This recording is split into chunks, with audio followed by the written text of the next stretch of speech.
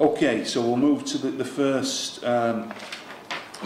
report on the agenda, and I'll just say a few words before we move into this. So this is the body-worn video update, and of course one of the reasons why we invest in this technology is to try and bring about savings in other parts of the budget around the use of technology and effective use of this equipment.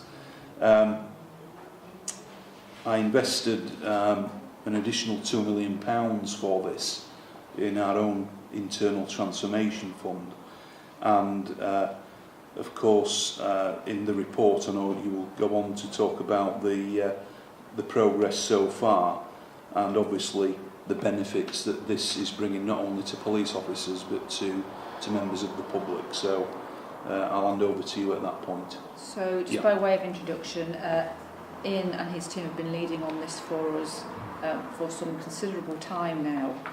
We want to give you an update about the progress. Of course, there is now a national expectation that forces look to roll out a body-worn device, not only amongst officers and staff themselves, but I do think that the public also are expecting us to be able to have access to this technology. And what we're going to give you is a bit of an update about where we've got to, both with this and indeed the handheld devices as well. And perhaps Ian's normally very, very good at giving us one or two examples to be able to illustrate to the public about what some of the benefits have been. So I'll hand over to you. Thank you. Thank you, Commissioner. As you know, we started to roll out in Calderdale and Bradford last year in May. The intention was to roll out to all operational officers in all roles on a pool basis, a pool issue basis, and there's something like 2,300 cameras involved in that. The initial rollout was halted because of a battery issue, as you're aware. We had a twice refresh on those cameras with new updated cameras and some additional cameras from the company Reveal. We've now completed the rollout, having continued with that throughout the year. It's now completed in all districts, in professional, in crime, and in also operations, and also in firearms, which weren't initially in the scope, because initially we thought that actually that type of camera wasn't perhaps suited to those officers because of the equipment they carry. But having trialled it and tested it in training environment, we're quite happy that it does meet the requirements, and it has been rolled out to firearms officers as well now. So all of that rollout is now complete. That also includes 200 special constables. There will be another 200 to train, but we've got to fit them in at a time that suits them. For they obviously have other jobs, and it's important that we capture that at weekends and evening training, and that's being arranged. The usage it continues to increase month on month.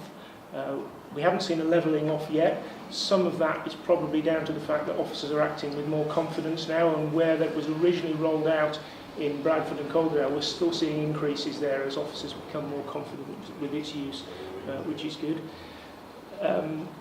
We're probably up to about 30,000 incidents of recording a month and about 6,000 hours worth in that 30,000, and as I say, that's still increasing. We were one of the first forces to deploy at the level that we've deployed, so it was quite hard to come by organisational learning and guidance, both from the College of Policing and from other forces. As a result of that, when we first deployed it, the emphasis was obviously on proportionality of use and making sure that when we did film it was proportionate. What we did find, as the Chief has alluded to, is that the public have actually expect us to recording when we're dealing with them, and it's all been very positive from the public in terms of that. As a result of that, the policy has changed a little bit in terms of we now tell officers that we expect you to record when you're dealing with any police purpose. If they're expected to put something in their pocketbook, they should be turning the camera on, because what we don't want to do is lose any particular incidents that they didn't initially see as something that was worth filming. Turning it on in the middle of some conflict, we want to capture the actual lead up to that conflict as well, so it's important that we do that, and people are coming on board with that. There are a number of scenarios where we've seen good practice. There's one in particular that we've actually turned into a promotional training video with the Professional Standards Department. That one is where a malicious complaint was made, and there were various scenarios in it where it was alleged officers had said and done certain things.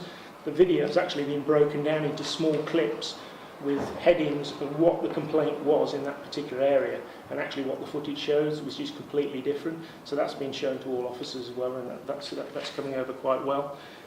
We're also seeing all sorts of innovative ways of using it that we didn't think of. A couple of examples that come to mind are, there's one where there was an incident where a lady had set fire to her own house, threatened officers with a knife, subsequently tasered. The officer went back after the incident and did a walkthrough of the crime scene, articulating where everything had happened and where everything was. Very valuable to the team that were dealing with the prisoner, and obviously subsequently to the court afterwards. Another similar incident with a traffic accident where an officer had gone through and walked through the scene, talked through the various bits of damage to street furniture, to the vehicle, the distance between the damages, walked around the vehicle, opened the door, and actually articulated about the smell of alcohol, the beer cans that were found in the footwell, and then went on to film the evidential breath procedure at the police station where the person had refused to cooperate. So all that was obviously valuable for a court process later, and it's things like that that we didn't really envisage that we were going to see the benefits from, but we are. Yeah. So there's all sorts of good things that are coming out of it, and what we are doing is articulating that through to the districts to encourage use and to show people actually why it should be used, not just for the benefit of officers, but the benefit of victims as well, because that's the reason we've done it. Looking at ongoing work, we're engaging with a number of specialist areas such as hostage negotiation, firearms, public order, to develop the best practice with policy. There is a gap nationally with what we're being told we should be doing in some of these areas, so we're developing it and in many ways leading the way. Various forces are coming to us, and we're getting plaudits from the Information Commissioner's Office, the Information Surveillance Office, in terms of what we're doing nationally. We're also helping forces across the region have now agreed to look at Reveal as a solution for themselves. That's going to help us going forward in terms of when we go to procure again. We're all on the same page, and hopefully we can see some efficiencies from that as we move forward. And as I say, firearms, all AFOs are now trained. I've mentioned already about the level of recordings, which there's about 80% which are non-evidential, which get deleted after 31 days, so we're keeping about 20%. Because the figure's still going up, we haven't actually got to the level yet where we know what the level is that we're going to be keeping in terms of that 20%, because it's still going up. And at the moment we've got plenty of capacity in that. We've built plenty of capacity into the system, so we're not worried about that, but it is something we need to monitor to see where we're going with it.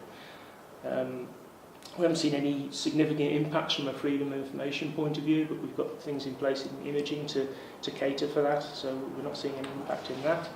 And we've worked with a number of community groups and in fact with yourselves when we first put the policy in place with all this, in terms of what is best for certain groups, and we've built that into the training and also into the policy, and we're continuing to work with officers to meet their needs too if they have particular needs.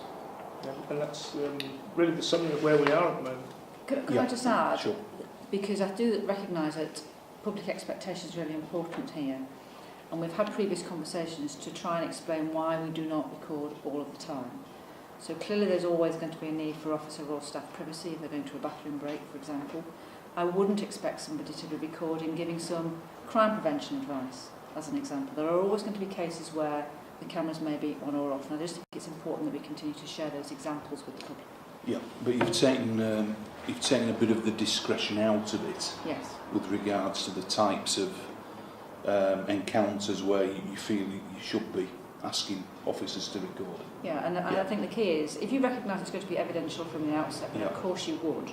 But there just has to be a little bit of a judgment call sometimes about whether or not something's going to be of evidential benefit Yeah. later on. Yeah. Otherwise, it makes the storage, the editing and everything else Yeah. become more problematic further down the line. Yeah.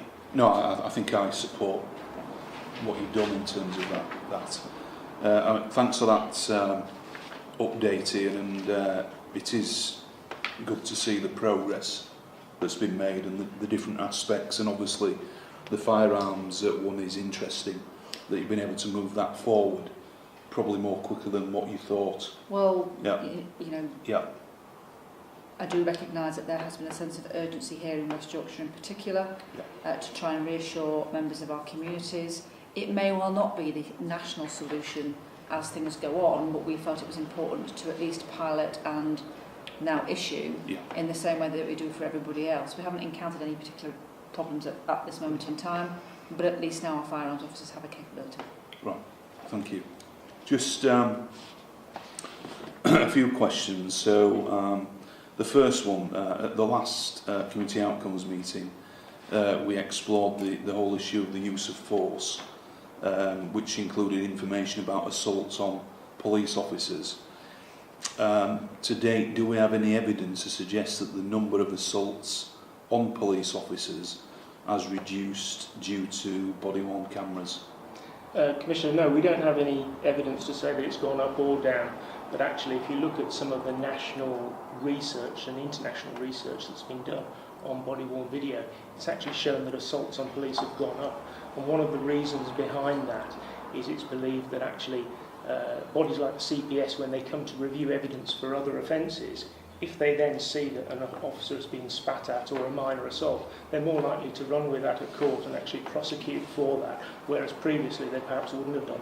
So it's perhaps not a case of assaults going up, but us more likely to record ones that we perhaps didn't record previously. I think this is an important issue for our officers and staff, in that, in the same way that we are encouraging them to take reports from victims of crime straight away. Similarly, if an officer is pushed or punched or something else, it is important that we deal with that as an assault on an officer. So what we're now seeing is more people formally recording those incidents as crimes, and that's why we're seeing the assault figures going up. I think the public would expect us to do that, and I think it's going to take some time for us to get a better picture as to whether or not those types of incidents, the types of assaults vary, because I think that's probably what we're going to see the impact on. So yes, I mean, it's an analogy I just drew then. So the fact that we raise awareness around reporting for hate crime, for example, or domestic violence, whatever it may be,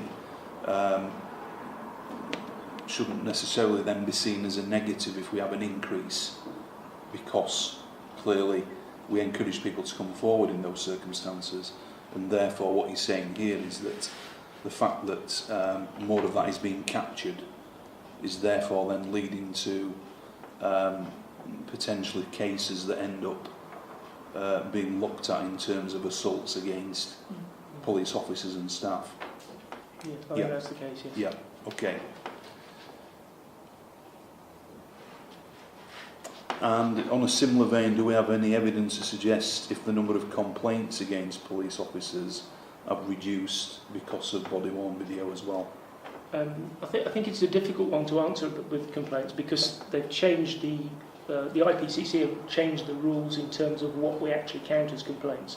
That's seen a significant increase in complaints across the board. So it's and that happened halfway through the project, so it's very difficult to measure now against what happened at the start of the project. But having said that, I have had a look at the figures, and if you break down the complaints into particular areas, for example, areas where you would expect body-worn video to be used in terms of perhaps complaints about assault by police officers, that's actually dropped by 17%. Another area, lack of impartiality, has seen a reduction of 27% of complaints. But areas where you wouldn't expect body-worn video necessarily to be used, perhaps the sort of complaints that are generated inside a station. For example, improper disclosure, that's actually gone up 22%, and irregularity in procedure have risen by 29%. So they're probably more in line with the change of recording standards, and the reductions are perhaps in line with the fact that body-worn video might be having an impact. But again, I think it's a bit early to say. I think we need more time to look at that when the figures have settled down. Okay, thanks for that. And then, well, just to round that off then, in terms of a post-implementation review of body-worn, is that part of the schedule? Yes, we are fully intend to do that in the next couple of months. We need to tidy up some policy areas and actually just finish off with the particular issues around firearms and satisfy ourselves that that's all in place, and then we'll be moving into business as usual with a post-implementation review. Okay, so towards the end of the year we'll be in a better position to have a look at some of these trends in more detail. Okay. Yes. Right, thank you. Thanks very much for that.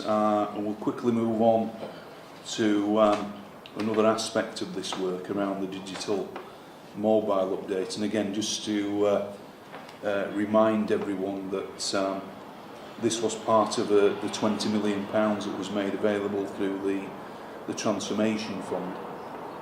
And I'm aware that almost 10,000 hours a month are spent completing over more than 20,000 transactions on these mobile handheld devices. But clearly that prevents or helps to stop officers having the need to come back to the station or a particular office. So with that context, I'll again just hand over. Thank you, Commissioner. Yes, so we've rolled out to, again, all frontline and operational officers with handheld devices, and the main idea behind it, as you said, is to ensure that we offer enough flexibility in the apps and the processes that are on there to stop people coming back into the station unless they absolutely have to, with a prisoner, for example. It's fair to say that we're guilty of our own ambition in terms of how far we wanted to integrate it, whereas other forces didn't integrate as far as we did. They simply had some processes that you filled the boxes in and somebody else transferred them to other systems. We went down the route of having fully integrated systems from the start. That came with a cultural change that was required, and we've done battle with that, I suppose, is the best way I can do it over the last couple of years, and I'm quite happy to say we've won that battle with frontline officers. Just to give you, my pen's gone off there, but I wanted to read a direct message on Twitter out from an officer I actually got from before the weekend, and this particular officer was off duty at the time, and they've DM'd me, basically said, boss, would you know if there's a handheld clinic at Havertop Lane tomorrow? I'm on rest day, back on Saturday, and I've just found that my Galaxy won't charge because the USB is broken. I'll happily drive anywhere to any clinic while I'm off duty. I can't do without my Galaxy at work. That is really the sort of thing, whenever we get IT defects logged with the devices, on a daily basis, people are telling us that sort of thing. So I'm absolutely confident that we've broken the back of that, and that actually officers out there can't do without them. There's absolutely no question about that, and it's really pleasing to see. I think what we need to do now is take it to that next level and give them more functionality, and take it to that next level really, because that's what they're crying out for now. I think what's made the biggest difference has been having the opportunity to recruit. And we're bringing people in now who are far, far more digitally savvy, dare I say, than I am. And so they have come into the organisation being introduced to both the body-worn video and the handheld straight away, and haven't had the chance to learn a different practice. And what we're now seeing is that they are actually the market leaders in terms of usage and encouraging others to use it. And it is, and to back that up with another example, I went to a training session last month with some new recruits who were learning the handheld device, and they all said, why didn't you teach us this last week when you gave us a 4-day desktop course? They didn't want the desktop course, they wanted the mobile course. And what we're finding is most of them, even when they're coming into a station, they're using that because it's quicker, it's more intuitive, and it's more in tune with what they know. So has that been looked at then in terms of the training around the desktop and what's being delivered? Well, I think if you recall, Commissioner, that the idea is at some point in time, and partly why we also issued the small keyboards, that if we get the apps right, the requirement to use a desktop should become absolutely minimal, and therefore we will have an opportunity to no longer have to invest in that particular capability. We can look at having a far more flexible and agile approach in general. And what's interesting is that we're starting to see that might actually start to happen sooner than we perhaps anticipated. Yeah, and just so you said about encouraging others. I mean, that's really important, because as we know, the bulk of our staff are still, people that have been with us for a number of years. So having that cultural sort of shift is very important, as well as the new recruits coming in. What we're finding is that once, even those older officers that are used to doing things in that certain way because they've done it for 20 years, once they've broken through that cultural barrier of realising how easy it is, they're all as sold on it as anyone, to be honest. It's just a case of getting them through that, giving them that help, really. Okay. So in terms of current functionality, the pocketbook itself enables you to record photos, text, sketch plans, signatures. We've got command and control on there with the full functionality of all the call lists, the resource lists, updating logs. Niche, which is our data warehouse. We've got full functionality in terms of all the most used forms and processes on there, including victims updates, tasking, initial standards checklists, missing persons, intelligence, domestic violence, sudden death. Contemporaneous note interviews is an interesting one, because that enables us to deliver out-of-custody disposals by interviewing for minor offences out on the street, and it's all linked and integrated. We've delivered ticketing.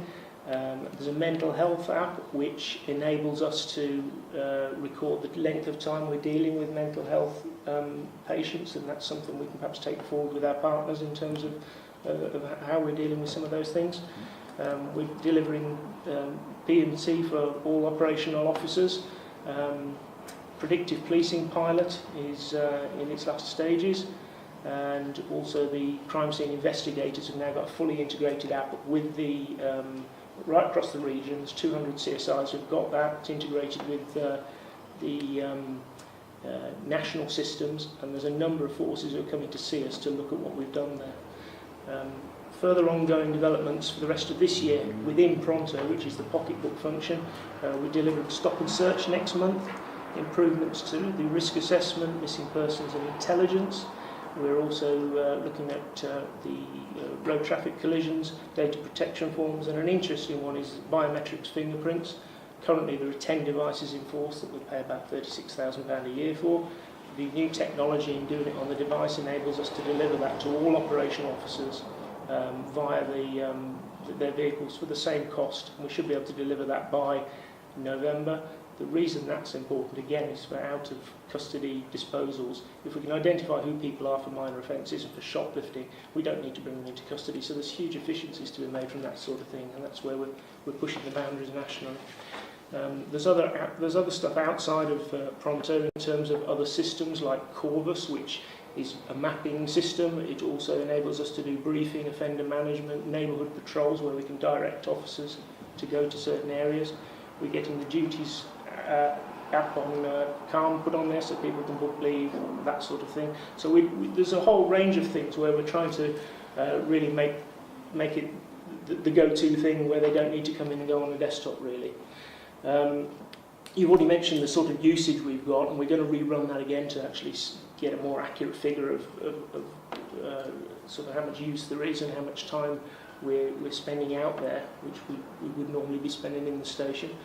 And I suppose to finish off on that area really is that the project team received a national award last month for the Paperless in Public Services Awards, and we got the Workflow and Process Award along with Motorola for the work we've done there. So that was there was something like 300 nominations and in 10 areas. The device is due an upgrade. It's 3 years old now. It's the level of Android that's on it that's really holding us back rather than the device. There comes a time when the companies that deal with these sort of apps and these devices don't support the device anymore, so it opens you up to some security issues, but also it really stops you developing further. So we need to look at that, but we need to look at it in light of the emergency services network as well that's coming on board, to see where we are with that. And again, with equality and diversity, we've worked with a number of groups, and particularly with officers who've got particular needs in terms of delivering for them what they need to make their experience on it as good as everybody else's. Thanks very much. And just to say, I was down at a Home Office biometrics programme board a few weeks ago, and they did mention about the work on the Pronto notebook there, because I think are we doing some proof of concept work with them? Yeah, around that. There are 16 Pronto forces, and West Yeah. Yorkshire are leading with some Home Office funding in Yeah. terms of delivering that for all the other forces. Yeah, so that's very good, and just to say congratulations on receiving the award. I did retweet it on social media, so I'm trying to do my bit to highlight the good work that clearly has happened in this area, and to beat off 300 other nominations, you know, that's excellent. So congratulations to you and all the team. Thank you. I'll pass it on. I think you've partly answered the question I had. Really was around the sort of the upgrading of the technology, and how often will this need to happen? Because you said about companies not supporting certain applications. And we know that's how they stay in business, basically, around the technology side of things. But what's your feel for the sort of frequency of the upgrading? I think we're looking at 3 to 4 years generally, and it is really down to the Android side of things rather than devices themselves, because they become unsupported. What happens is they sell millions of these devices with that level, and as people upgrade, it doesn't become commercially viable for them to carry on supporting something that's older, that's perhaps widely used in the public services but nowhere else, where everybody else is getting new devices. Yeah. That's one of the issues that we're up against, really. Okay. Okay, I don't have any further questions, but again, there's an awful lot of work going on. Welcome the progress and the fact that we are, you know, changing that sort of cultural and flexible way in which we work in the modern day. So, thanks very much for that.